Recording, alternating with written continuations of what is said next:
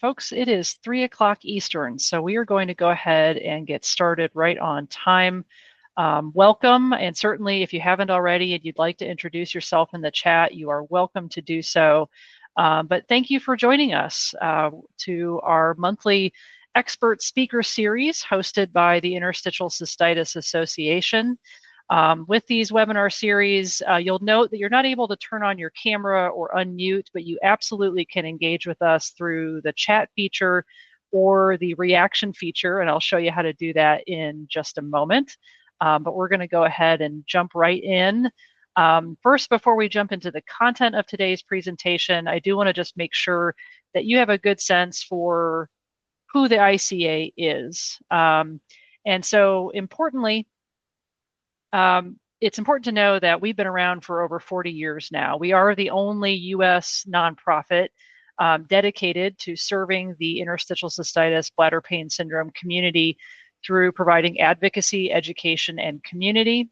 And I think it's also important to understand that we are led by a group of people. So we have a dedicated staff, we have a board of directors, many of whom are patients themselves. You just heard Amber and I chatting about how long each of us have been living with the condition. Importantly, we also have a medical advisory council with a really diverse group of health professionals, anywhere from urologists to mental health professionals who help guide the work of the ICA. We also have a variety of ways that we serve our community. As I mentioned, advocacy, education, and community are central to who we are. What you see on this slide is not an all-inclusive list, but does highlight some of the key resources that we provide. We regularly engage in advocacy, very specifically focusing in on awareness and research funding. We were actually on the Hill in April to talk a little bit about NIH funding, CDC funding, and also a specific set of funding through the Department of Defense. And we actually did a webinar on that, which is available, the recording is available on our YouTube channel. We provide education through a variety of means, including our website, but we also have a magazine that gets sent out. We have a monthly newsletter. Obviously, we have our monthly expert speaker series. And we also have a research digest that goes out in the middle of, around the middle of each month, where we try to translate the most timely and relevant scientific literature back to our community to help our community make the most informed decisions they can about their care. And we have a very active community on social media, both on Facebook, but also a separate community through Inspire, where patients can engage with one another and provide support and advice. So just a few logistics. So if you're new to Google Meet, if it's easier for you, you can actually turn on closed captioning. You'll see the little CC in a box at the bottom. It's actually pretty accurate. I've been surprised. So if that makes it easier to follow along, you can turn that on. In addition, you can share a reaction at any point, smiley face. Hopefully we won't get too many thumbs down during this presentation, but you're welcome to share a reaction. We also have the chat feature at the bottom right-hand corner. So you're welcome at any point. If you think of a question or a comment, just go ahead and pop it in there. We will make sure to take time for Q&A towards the end, but you're welcome to engage via the chat. And also, just so you know, you can adjust your settings. So if maybe the volume doesn't sound right, or maybe it's coming out of the wrong speakers, this just gives you a little how-to where you can select how to adjust your speakers if you need to do that. So we're going to go ahead and jump right in. So, and I should note, obviously, this presentation is being recorded, so don't feel like you have to take copious notes. The recording will be shared on the ICA's YouTube channel probably later this evening and also posted on social media. So I am really excited to share with you the ICA's report on our recent attendance and engagement at the Global Consensus on Interstitial Cystitis Bladder Pain Syndrome meeting that happened just about a month ago in Winston-Salem, North Carolina. And what I want to do with this presentation, kind of three primary things. First, I want to take a little bit of time to describe what this meeting was all about. I'd like to get into some of the details about what was specifically discussed at the meeting. And then thirdly, as a bonus, Amber Carter, who is our board chair, is going to talk a little bit about our experience at the American Urological Association conference, which happened right after this global consensus meeting and felt kind of like a natural extension. Of course, I have to give the disclaimer here. What I'm presenting today is based on the papers that were presented and the discussions that occurred at the meeting. Final papers may be updated. And we will share those with our community once those come out. But there could absolutely be some changes between the actual meeting and those final manuscripts. In addition, the ICA does not provide medical advice or consulting, nor do we provide recommendations on specific healthcare providers. So in all cases, we recommend that patients communicate with their healthcare team before trying any new treatments or management strategies. So let's jump in. So what was this? So this was really exciting to me. So this particular meeting, the intent was really to bring key opinion leaders from all over the world to come talk about specifically interstitial cystitis.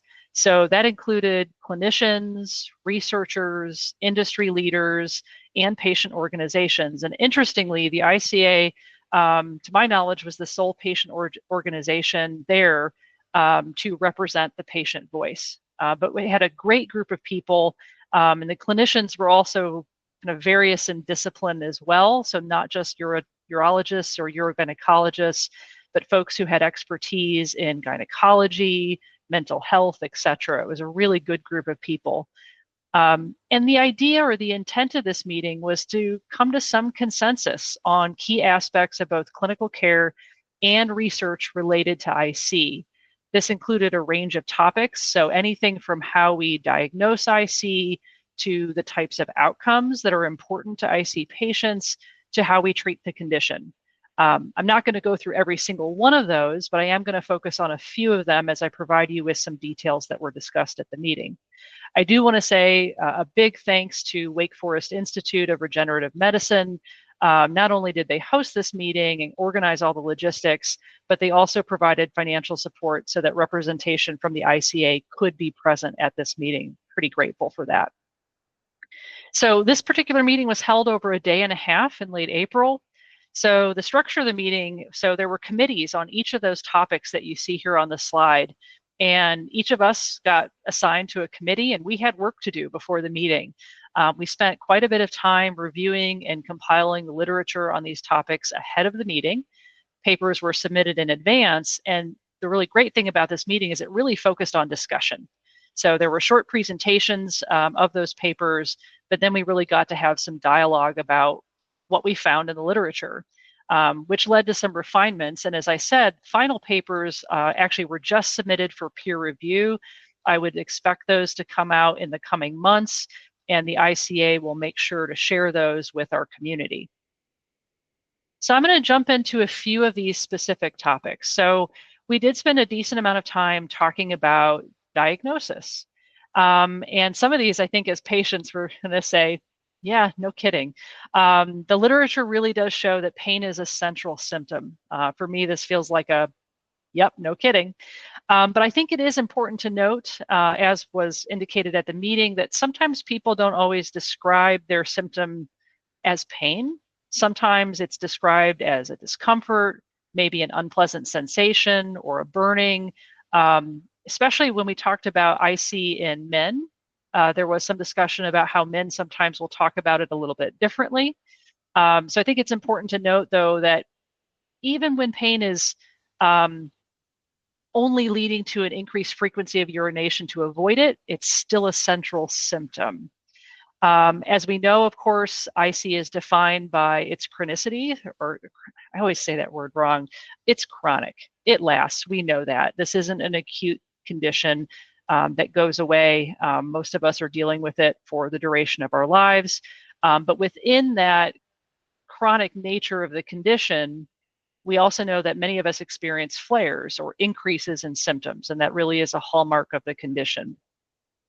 I was really interested in the discussion about comorbid versus exclusionary conditions. So there was a recognition that for many of us, we experience comorbid conditions or conditions that come along with having IC, where it's, if you have one, you're more likely to have another. So things like vulvodynia, endometriosis, irritable bowel syndrome. But there was a discussion of conditions that are considered exclusionary, which means that if you have that condition, you probably don't have IC. It doesn't make it impossible, but less likely. So some of the exclusionary disorders or conditions that were discussed included sexually transmitted infections, vaginal infections, and bladder cancer. So generally, which kind of makes sense, this is a diagnosis of exclusion where we're ruling out those exclusionary disorders, but if you have a comorbid disorder, it doesn't mean that you don't have IC. I think another really interesting point about diagnosis. So they talked a lot about how diagnosis does and should consist of a urinalysis with urine culture and a cystoscopy. This is an important way to rule out things, for example, like bladder cancer. Might be hard to do that if you don't do a cystoscopy. But there was some really interesting discussion about the role of hydrodistension as part of that process. I know for me, when I was early on, I actually had repeated cystoscopies with hydrodistension, not only as part of the diagnostic process, but also the treatment process. And a lot of the discussion now is that you may actually not need to do hydrodistension in all cases or many cases. And the discussion kind of revolved around this idea that what we used to think was indicative of IC, so glomerulations or petechial hemorrhages in the lining of the bladder, essentially like when you hydrodistend the bladder, so someone is under anesthesia and you fill that bladder up with water and you distend it as far as it'll go, seeing kind of cracks or bleeding in the lining of the bladder is not necessarily indicative of IC. What that means is that what they've seen in the literature is that many people who have symptoms and a diagnosis of IC do not have that cracking and bleeding in the bladder when it's distended. And sometimes people who do have that cracking and bleeding in the bladder lining when distended don't have IC symptoms. So it's not really considered at this point indicative of an IC diagnosis, which I thought was really interesting. There was also some really interesting discussion around the limitations of some of these diagnostic procedures that may have been more popular in the past, including the potassium sensitivity test or urodynamics. I'm kind of grateful. Amber, I don't know about you, if you ever had the potassium sensitivity test. Me either, and I'm super grateful for it because essentially the idea is they put this kind of caustic liquid into your bladder, and if it hurts, they consider you to have IC. And thankfully, we have discovered better ways of making a diagnosis versus doing that, although they do have kind of an opposite test now where they actually put lidocaine in the bladder. But there are some limitations of these tests, and I think the consensus seemed to be that they were not necessary, and that the literature really doesn't reflect that doing these tests is really associated with improving treatment outcomes, which I think is important. So that was some of the discussion around diagnosis. We talked a lot about phenotyping. And if you have been reading anything about IC in the literature, even the popular literature, you're likely seeing language about phenotypes. And I think to me, this was probably, as someone who's had this condition for a really long time, probably one of the more striking things that represents a difference in how we talk about this condition.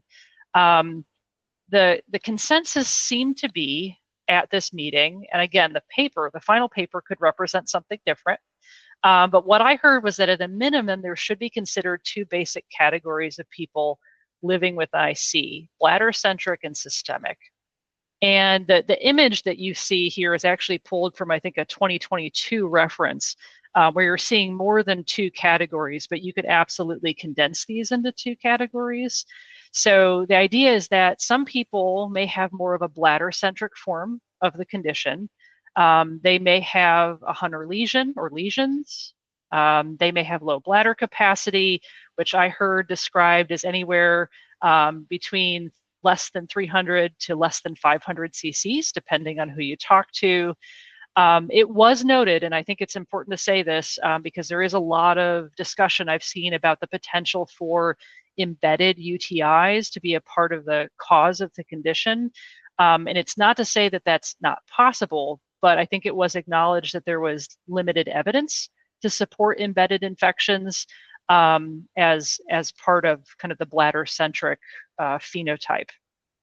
So the other thing I think that's important to note too is that in the literature, they've not been able to document any kind of differences between IC patients and quote unquote healthy controls to support long-term antibiotic therapy. There's just not any evidence at this point to suggest that that improves patient outcomes, which I think is another important thing to know as we talk about the potential for embedded infections or trying to treat embedded infections. So there's kind of this bladder-centric category, again, kind of generally characterized by either having these lesions, like not those cracking and bleeding, but actual lesions in the lining of the bladder or low bladder capacity. And the other kind of large category is this systemic category, where there's kind of a lack of clear disease markers. This is definitely a diagnosis of exclusion, so you're ruling things out. And generally folks with this phenotype have widespread pain, which means that often they have another chronic overlapping pain condition. So something like irritable bowel syndrome, vulvodynia, endometriosis, even chronic low back pain is considered a chronic overlapping pain condition. So a lot of comorbidity, a lot of overlap between that. But the idea here with the systemic phenotype is that there's something called central sensitization. You may have also seen it referred to as chronic primary pain or nociplastic pain. There's a lot of terms getting thrown around, but like at its most basic level, the idea here is that your nervous system is upregulated. It's like a house alarm that goes off when a leaf blows down the street. And so for some people, the symptoms manifest as bladder symptoms like IC, but may also include symptoms of other conditions as well. They also tend to lump folks who have pelvic floor dysfunction in the systemic category as well. I think it's important to note, though, that like there absolutely can be overlap between the bladder-centric and the systemic phenotype. So you could absolutely have a Hunter lesion or have low bladder capacity and also have widespread pain, which for me in my area of interest, I think is a really important thing because I think everybody can benefit from good pain management. So again, a lot of the discussion kind of revolved around this idea of phenotyping. So let's also talk a little bit about disease markers. So some of this, I'm going to admit, is just a bit over my head, but what I will summarize for you is that there are numerous potential biomarkers. If you look at the literature, there's a lot of potential biomarkers out there. But what I gather from the report at this meeting is that they're limited in their use in isolation. Like we just know that unfortunately, none of us can go to the doctor, give them a urine sample, have it tested, and have someone say, oh, based on this result, you have IC. Unfortunately, we can't really do that. But that there may be some potential in looking at these potential biomarkers together. And so you can see some of the potential biomarkers listed there. But I think the big conclusion that I heard from the group was that additional research and validation are needed to enhance their use in precision in the diagnostic process. And certainly there needs to be more research before we can use these to inform treatment decisions. So I thought it was really cool and really important that there was a specific committee and targeted discussion about IC in males. We know that based on the literature, the prevalence seems to indicate that the prevalence data seems to indicate that this is more common in women, but we absolutely know that men get this condition and the impact on their lives is real. So I thought it was interesting to see kind of some of the updates about prevalence data. I think it's variable depending on what study you're looking at, but it seemed to be that the conclusion was that there is estimated at least over 2 million men in the US who have IC. And I think part of the interesting thing around this prevalence data is that men will often present with reporting concerns about their prostate, which can lead to underdiagnosis and misdiagnosis. So they might be talking about it a little bit differently, just based on the fact that they have a different anatomy than women. And so a doctor might hear that and think of something different or diagnose it differently. But I think it is important to note that there is so much overlap in symptoms and impact on quality of life. This is no less impactful on the men who have this. And in fact, there is actually some research that demonstrates that men can have more severe symptoms or report more severe symptoms. And I think it is important to also note that there is some concern about the underrepresentation of men in IC studies, which certainly does need to be addressed if we're going to explore, for example, sex-based differences in treatment response. So I think there was kind of a call to action to the group to acknowledge that this is important. Even if it is less prevalent in men, it doesn't mean it impacts them less. And there needs to be additional research so that we can fully understand the male experience of IC. I'm going to spend a little time on therapeutics because I know for me, like I'm really interested in like, tell me more about treatment strategies. What do we know? And so they kind of categorize the different types of treatment strategies into a few buckets. So the first one was certainly the idea of what they would say are conservative therapies. So this does include stress management. I think for a lot of us, we all kind of know that for some of us, stress exacerbates symptoms. And that things like maybe cognitive behavioral therapy or even just good positive social support can really play an important role in helping us manage stress and thus manage symptoms and even flares. There was a decent amount of discussion about acknowledging that diet and fluid management can be important, and certainly some discussion around pelvic floor therapy and even bladder training, all part of those conservative therapies. There were certainly a number of comments about oral therapies. I think a lot of us are probably familiar with pentosan polysulfate sodium, or otherwise known as Elmeron under the brand name. But I think it was explicitly recognized that there is conflicting evidence about this particular oral medication. It is the only oral medication approved for use to treat IC by the FDA. But I think it's important to note that, and I don't say this to invalidate any one patient's experience with this medication, but in the literature, it's really not shown to work better than a sugar pill. And that's been fairly consistent, but there's certainly some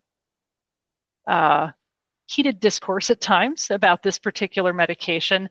But I think it's safe to say there's conflicting evidence, and there is some emerging literature that suggests that there could be some concerning side effects, like maculopathy or vision loss, and even some GI symptoms that can be pretty significant for folks.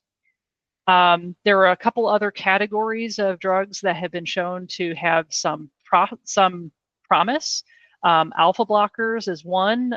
It's my understanding that this is used to treat men with BPH or benign prostatic hyperplasia. I know I didn't pronounce that correct. We're going to say BPH. There is also this P2X2 antagonist, which is actually used to treat chronic cough, that has shown some promise in emerging literature, which I think is interesting. They also noted kind of this catch-all category for other oral therapies like histamine blockers or urinary analgesics, which they noted are generally not terribly effective on their own, but can be helpful when we're kind of combining therapies.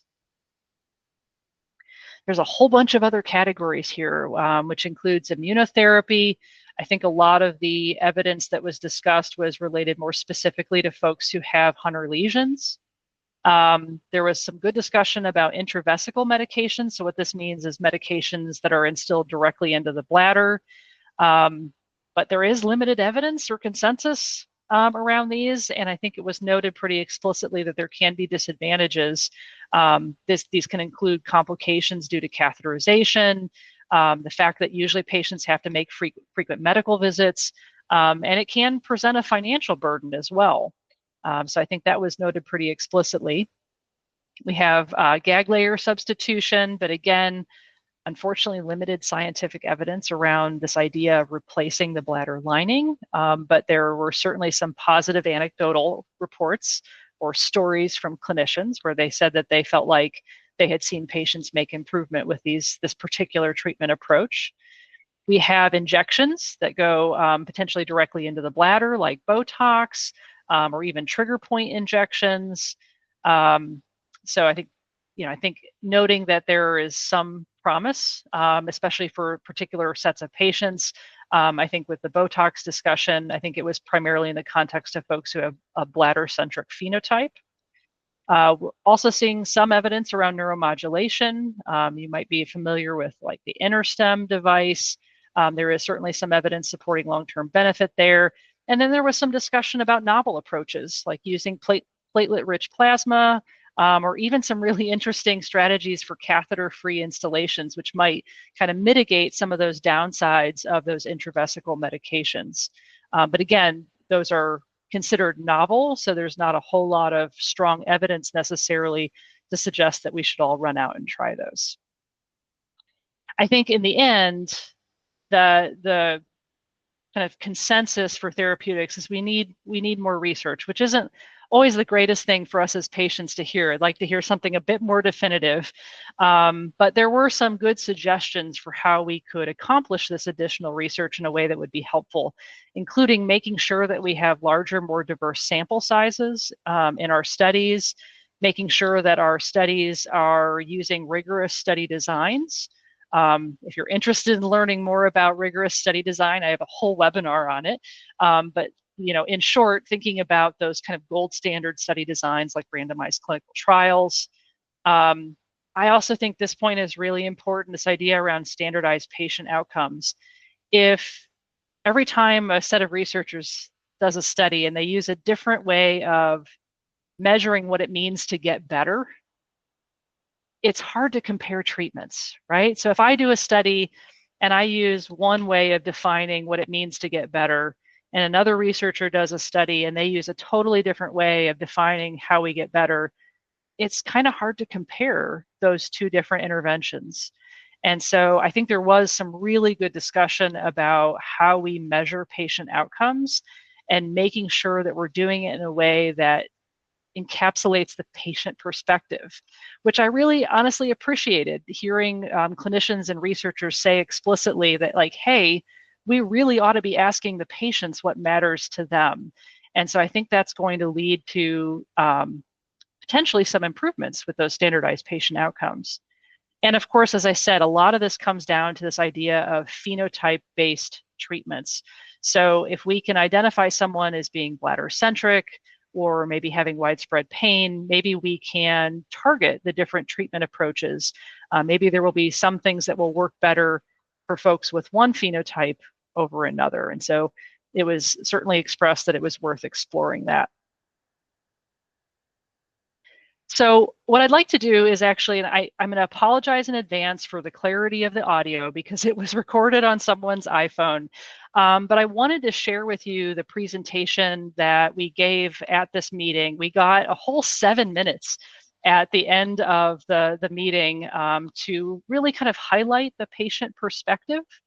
So I'm going to play the video, and Amber, you're going to have to tell me if it's not, wave at me if it's not audible, if you can't hear it.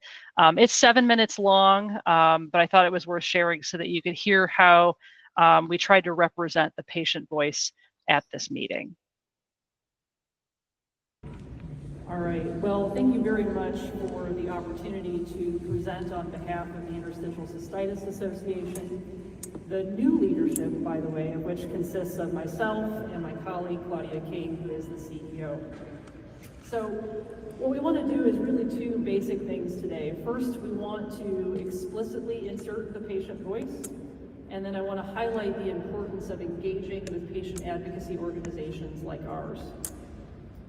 So hopefully you're familiar with the ICA, but just to reiterate, we are the only national nonprofit in the United States dedicated to serving this community. We strive to accomplish our mission through 3 strategies. So advocacy is incredibly important. We were actually just on the Hill a couple of weeks ago. We engage in education of our stakeholders, and we try to create safe spaces for our community to engage with one another. I think what's really important about us, though, is our emphasis on evidence-based information. We work really hard to make sure that our patient community can make the most informed decisions they can about their own care. I'll be honest, I see a lot of anecdote being used for treatment decisions and some just straight up misinformation that we work really hard every day to combat. And we always try to bring things back to what does the scientific literature say? So I want to come to the patient voice, and I will tell you there is so much good qualitative research out there. But what I'm going to do is just give you a few direct patient quotes that I think highlight some of the things that we should be keeping in mind as we talk about consensus. So obviously, it's not a surprise to this group based on the discussion we've had over the past day that there are diagnostic challenges. It's kind of interesting to me that I've been presenting on this for a couple of decades, and 10, 20 years ago, I'd be focusing on delays in diagnosis. And that's still happening, but I think the diagnostic challenges that we're facing now, I think, have to do with the complexity of the diagnostic landscape. We've talked about comorbid conditions, confusable conditions, and we certainly see that in the quote here. This poses a challenge for our patient community. The other thing I want to make sure to point out is that we've talked about how trauma can be a predisposing factor for this condition. I also want to point out explicitly that trauma can also be a byproduct of a painful and invasive diagnostic process if we are not careful. So even post-diagnosis, there still seems to be a lack of knowledge in the general provider community about how to put together an effective treatment plan for patients. We see this every single day in our online support community. We see patient reports of provider recommendations that I will say are interesting, to say the least. And so I want to reiterate that the lack of consensus that we have is having a direct impact on patient outcomes. I don't need to get on my soapbox. We know that this condition has a profound impact on quality of life and daily functioning. Anything from being able to go on vacation and travel with family, to being able to go to work and back, sitting in a car for longer periods of time. And the other thing that I think is really interesting, a theme that I've seen in my own qualitative research, is that there seems to be this theme of pretty significant personal burden of care. And I don't bring this up to say that patients should not have accountability or shared decision-making. Complex chronic conditions require partnerships between providers and patients, but we are seeing patients take a lot of leadership in the direction of their care. And while that can be wonderful and empowering, there is also the risk that, especially for folks who are desperate or vulnerable, to seek information from less than reputable resources, to be taken advantage of, and to embark upon treatment pathways that may not only be not helpful, may actually be harmful in various ways. We all know that this takes a toll emotionally and psychologically, as this person talks about. I chose this image because I sometimes talk about feeling bent but not broken. And on a related note, but separate, I think we have to acknowledge the impact on identity that comes with living with this condition. We know that we all have lots of roles in our lives, and when you have chronic pain or you have a condition like this, you stop being able to do certain things, or you perceive that you are no longer able to do those things, as this person laments feeling less than as a woman, as a wife. And when that happens, you can feel like part of your identity is taken from you, and there is a grieving process that happens. So I say all of this just to remind everyone of what your patients, if you're a clinician, what your patients may be experiencing or feeling as they walk through the door to seek care from you. And it's just a reminder that, honestly, one of the most effective things you can do for us, at least from the get-go, make eye contact, listen to us, validate our concerns, have a little empathy. That goes a really, really long way. Now, you don't have to do all of this on your own, though. And so I do want to point out that as a patient advocacy organization, we can help. So first and foremost, just referring patients to us. We're going to debut a really nice new little prescription referral pad at AUA. Stop by our booth, by the way. Get them to us. We can absolutely help them build out a multidisciplinary provider team through our provider registry. We have support group listings, and we curate timely, relevant, evidence-based education for our patients. I also want to say that we can help with lots of other things too. We've been talking about clinical trials, study design, patient registries. We absolutely can help. If you want the patient perspective in your study design, come talk to us. We can help with things like patient recruitment and retention. Importantly, we already help with recruitment because of our patient network.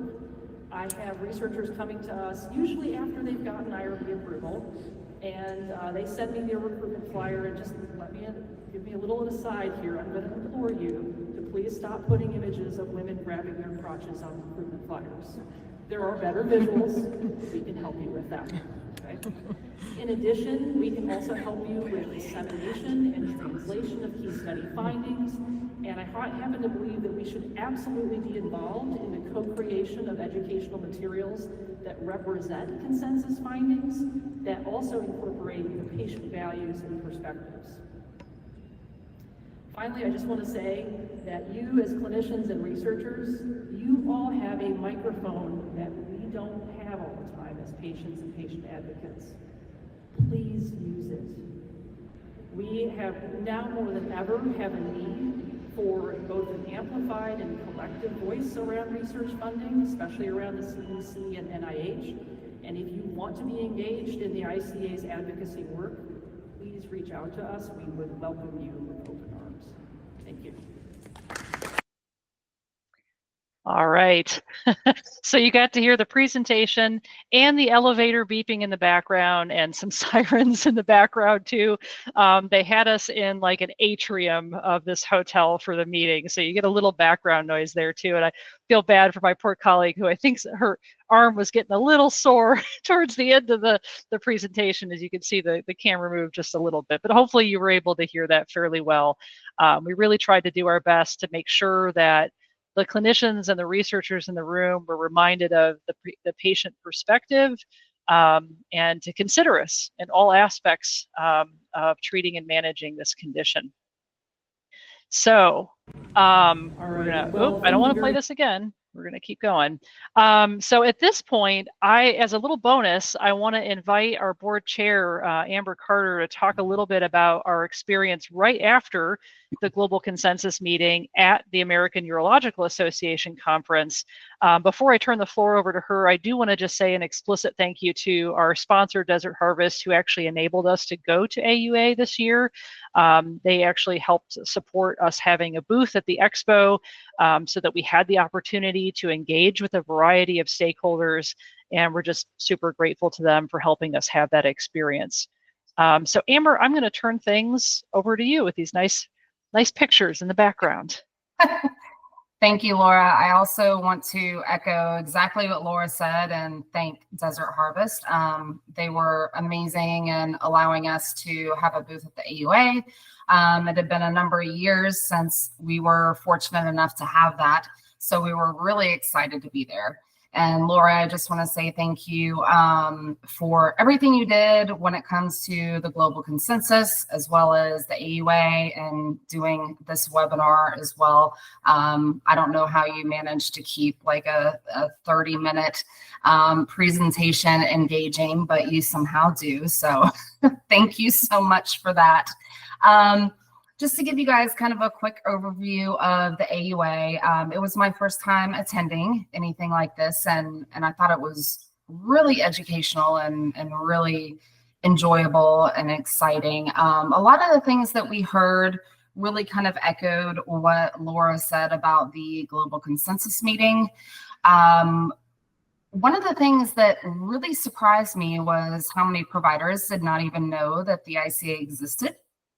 So we had a really good opportunity when people came by our booth to tell them about the ICA. Most of the providers that we spoke with were very excited about it, and they did not know that we existed, and they were super delighted to be able to tell their patients about us and give their patients somewhere that they could go to for science-based research and support. So we were really excited to be able to share all of that information. We had a chance to meet with some of the IC great doctors, as I will say, of which Laura was super excited to do. You can see the photo of her with Dr. Granum Sant there, who was just a very, very sweet man. And we were excited to be able to have a conversation with him about IC. And I know that Laura was really excited to get the opportunity to meet with him. She's being kind. I fangirled, just say it. I completely fangirled with Dr. Sant. See, here I am. I'm trying to downplay it a little bit for you, but we also had the opportunity to meet with Dr. Jeffrey Proctor, who is a urologist out of Cartersville, Georgia. He's been involved with the ICA in the past, and we had not been able to get in contact with him, even though we had kind of been trying over the last couple of months. And he very graciously accepted an offer to become a part of our medical advisory council. So we're very excited to have him on board with that. And we will be sending out a formal announcement on that. It just hasn't happened yet. We were surprised as well that there were a lot of physicians that we spoke to that said that they treated IC, but they really weren't interested in being a part of the patient registry or kind of being a resource that we could send IC patients to. That obviously concerned us quite a bit. But we all spoke afterwards, and that's something that the ICA is determined to work on and to change. We want providers to want to see our patients. And now that we've kind of started the process of getting out there and getting some connections that we had at the AUA, we're really excited to be able to follow up on some of those. That's kind of the ICA in short. Laura, do you have anything to add? No, I think you covered it really well. I mean, I think it was just an exceptional opportunity that highlighted both some of the amazing providers and researchers who are out there, but also what I will call opportunities to make things better. So, and those things happen through dialogue and relationship building, and the AUA helped us do that. So, yeah, I'll just echo what Amber said. I think it was a really great opportunity for us. But thank you, Amber, for sharing your experience. And yes, we did have a stuffed bladder at the booth. What was his name? His name was Buster. Name was Buster. So Buster the bladder did represent at the booth. You can see it. And we had a lot of really great feedback on our fun, kind of colorful decorations, which stood out a little bit. So we enjoyed that feedback as well.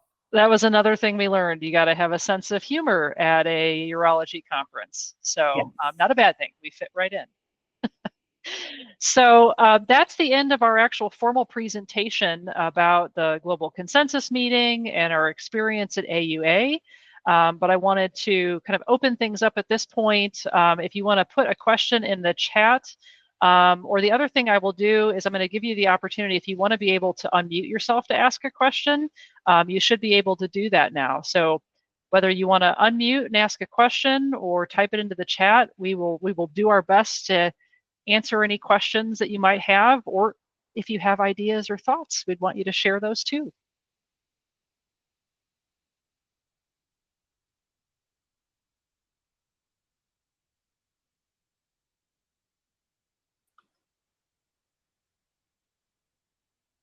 Well, I'll ask a question if nobody else will. I know you will, Tony. I was just curious if you could say more about what the reticence was of some of the clinicians that you talked to about patient registries and accepting patients, and from their what were their concerns? Yeah. So anytime a provider came up to the booth, we would obviously have some dialogue with them. I did find it kind of funny that, often a provider would come up to the booth and say, "Oh, I see. That's a really awful condition." We'd all be like, "Thank you. We are all patients, and we know." But we had some really great dialogue, and usually based on that discussion, more often than not, we would ask like, "Hey, it sounds like you're treating people with IC. Would you be interested in being on our provider registry?" We had a really great response from nurses. So I will tell you that we left AUA with not only more kind of nurse practitioners, but also at least one pelvic floor therapist added to our provider registry, which I think is an important point to make. Our provider registry is not meant to be just urologists or urogynecologists. It's really meant to represent the diversity of health professions that can help IC patients. So I think we came away with a lot of that. We did add some urologists. But there were some folks who I think felt so challenged by their ability to help us that they didn't want to be on the registry. And I want to be very clear that the folks who said no, I don't feel like they're not bad doctors, they're not bad people, but I think they felt, and Amber, you can tell me if you feel differently, but I almost felt a sense of helplessness on the part of providers, and because of that, not wanting to necessarily invite people to their practice. Yeah, that was the same thought that I got. They seemed empathetic towards IC patients, but they didn't seem like they wanted to treat it. And I kind of got the feeling that it was just kind of what we have experienced before. They want something they can treat and that they can move on, whether it be a kidney stone or a UTI or a yeast infection, whatever, just treat it and move on. And they did not seem to have kind of the curiousness about what happens when you need somebody to treat IC. Yeah, and so to me, that really, I think, speaks to some of the work that the ICA can do in educating providers, especially urologists, about the role that they can play in helping to manage care for someone with IC, which may include referring people out. I think there are absolutely potentially cases where someone is diagnosed by a urologist, but may be better helped by another type of provider. And so, I think we want to ensure that urologists feel comfortable inviting IC patients into their practice, and we want them to feel more confident in their ability to help us, even if that means referring out to other good providers. So to me, it just speaks to the kind of work that the ICA has ahead of us. Does that answer your question, Tony? Yeah, exactly. And that's also been my personal experience with this over many years, because I don't have IC, but IC's had me for 40 years. So I've been around, and urologists are acute subspecialty surgeons. They're not chronic complex internal medicine cases. And so giving them permission to do what they can do and then to refer them is the way I look at it. And to a nurse or a PT or an OT or a social worker, I mean, whoever they have, as long as that person understands IC, I think will be able to help the patient with the things that the doctor doesn't have time, that the urologist doesn't have time for. Yeah, indeed. And I really was comforted by the nurses who stopped by the booth, and it made me think about my own personal experience. I mean, I can tell you, I can distinctly remember a session where I went in for an intravesical medication installation. So I was going in for a bladder installation, and they could not catheterize me. And they brought the urologist in, and he had this thing that looked like a really thick pen. And I said, "What are you going to do with that?" And he's like, "Well, I'm going to dilate your urethra." And I was very young at the time. If this had been brought to me now, I would have had some choice words for that doctor. But at that time, I didn't know that I could say no, thank you. And so my urethra was dilated, but I distinctly remember a nurse holding my hand while I cried. And after the fact, she slipped me some samples of antibiotics because she was concerned about an infection from that. But she was so incredibly kind and supportive, and probably part of the reason why I was able to even walk out of there on my two legs at the end of that visit. So I was really pleased to see, and I think it does highlight to me the need to get really a multidisciplinary care team in place for folks like us. Not to say that urologists don't have a role, but in some cases they might have less of a role. So, any other questions or comments or ideas?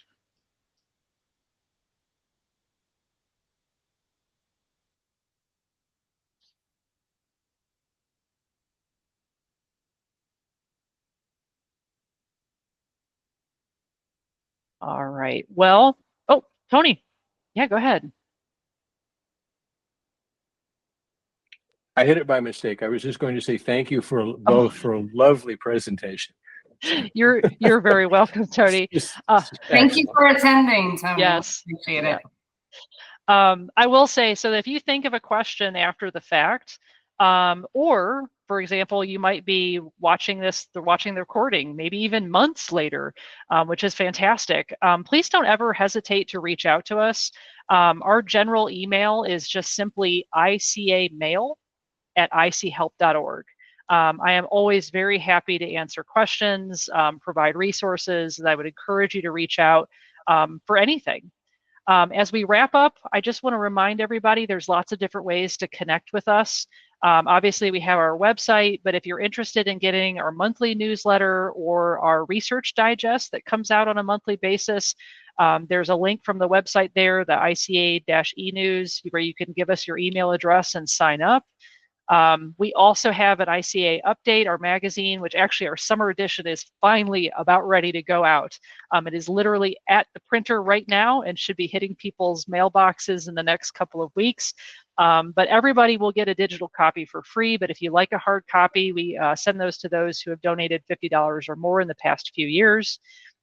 We've got a very vibrant social media community via Facebook, Instagram, and LinkedIn. The other thing I want to say, just as a teaser, a couple things that I'm super excited about.